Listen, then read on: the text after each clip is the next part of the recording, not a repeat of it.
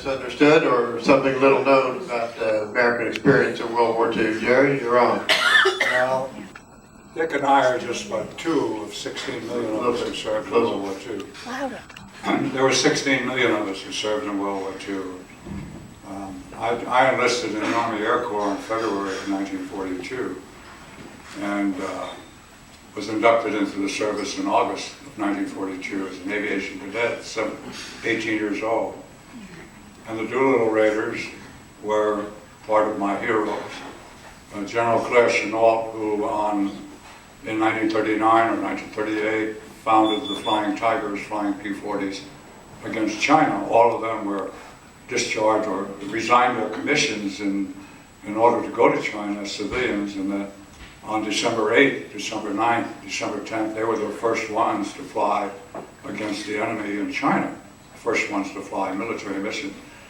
When I was an aviation cadet, just after I soloed on February 22nd, 1943, one of the airplanes was piloted, one of the airplanes that Dick flew was piloted by a fellow by the name of Lawson, and they all went down in China.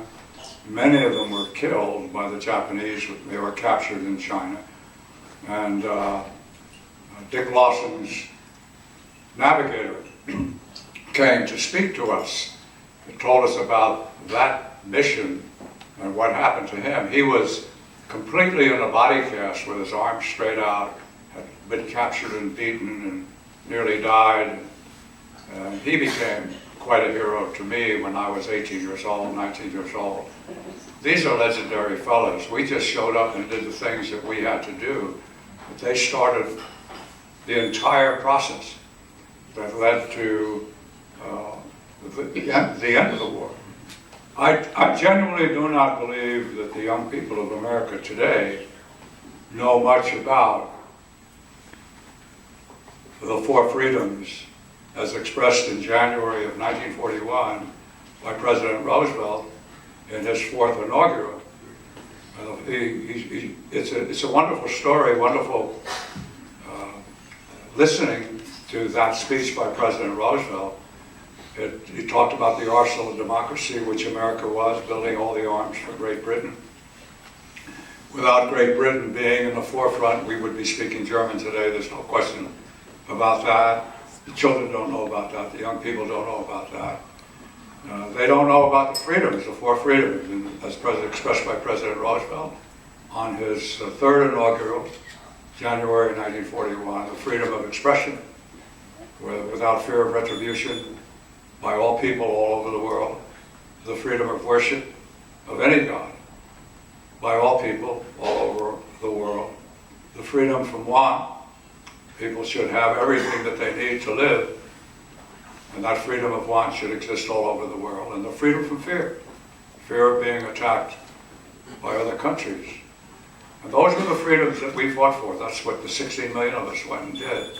And they also don't know that the conquest of Italy and Germany and Japan, who were the enemies of the world, that they call us, Dick and I, the greatest generation, but I refute that in many times, in many places, because I was only 18, 19, 20, and 21 years old when I served our country. I didn't know too much.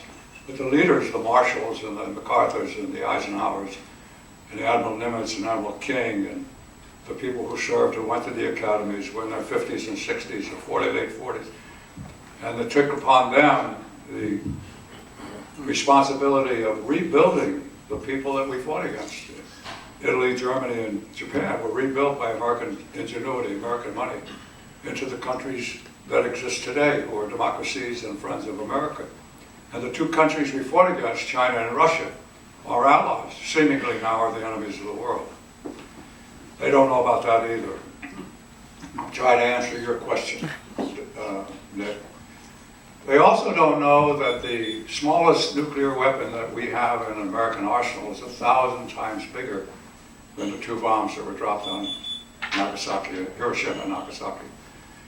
And that we as Americans are the only nation in the world that can prevent nuclear war. And if nuclear war does start, your grandchildren, a great chance will not have a world to live on. because the nuclear weapons will destroy the Earth's ability to sustain life. And those are stories that can be told through the World War II Museum and should be told through the World War II Museum. I'm here with a lady friend. My wife passed away a year and a half ago, and suffered from Alzheimer's. We were married 65 years. She was 85. I'm now hooked up with Bonnie Haynes, who is the widow of Major General Fred Haynes of the Marines, who started the Iwo Jima Association of America and made the invasion of Iwo Jima on February 19, 1945. We have contacts with a number of people in Japan, and we're going home back to Florida on Saturday, and on Monday we're flying to Japan for 3.5 weeks. We have a mission over there to bring hundreds and hundreds of young Japanese students to Pearl Harbor and Honolulu on December 7th, 2016, to march in a parade that's being planned by the United States Parks Department. And American students have been invited to participate. And I think, and Bonnie thinks, it's important that the Japanese children come here to march hand in hand with the Americans to show the unity that exists between our two countries. Because Iwo Jima is the only battle that was ever fought. It was a horrific battle. 8 square miles of land, 90,000 soldiers fighting on 8 square miles of land, 21,000 Japanese killed, 7,000 Americans killed, 21,000 Marines wounded. And it's a reunion of honor every March. Bonnie's been going for a number of years. I've been there 3 times, including this year with my grandchildren. And that's something else that the World War II Museum should be maybe getting involved with the IJA, the Iwo Jima Association of America, to help preserve that story, because it's a story worth telling. Well, Jerry, you can help us do that. I didn't put them up to any of those answers, so but thank you for those great kudos, and thank you for your participation in the war. We'd like to have you volunteer at the museum almost every day if you could. Just a wonderful spokesperson, both of you are, for what happened in World War II. But we want to go back to Nicole here to talk about the Doolittle raid and ask you a little bit, a comment about what you were thinking just before the raid. You're on the